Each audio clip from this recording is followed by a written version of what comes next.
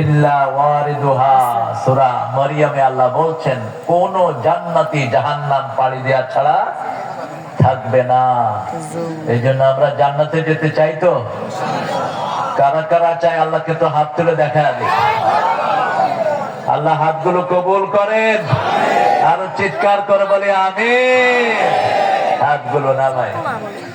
এবার আল্লাহ তিনটা প্রশংসা দিয়ে আমরা আমাদের কোরআন তাফসীরে ঢুকে যাব ইনশাআল্লাহ। প্রথম প্রশংসা পড়েন আল্লাহু আকবার কাবীরা আলহামদুলিল্লাহি কাসীরা সুবহানাল্লাহি বুকরাতাও ওয়া আসীলা।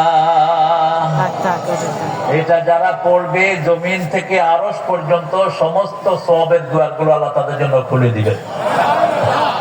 এবার দ্বিতীয় প্রশংসা, রাসূল এটা করতেন দৈনিক 8 বার। একবার যারা পড়বে কিয়ামত পর্যন্ত ফেরেশতারা সওয়াব লিখতে থাকবে।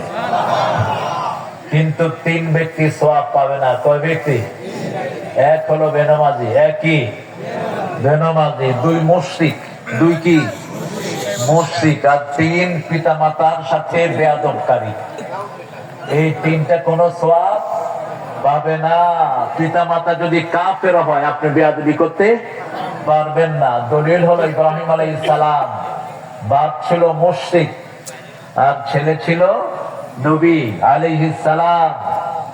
বাপকে বলছে বাবা আতা'বুদু আসনামান লা ইউসমা ওয়া লা ইউবসির, এরকম একটার পূজা করবেন যেটা চোখেও দেখে না কানেও শোনে না। বাপ বলছে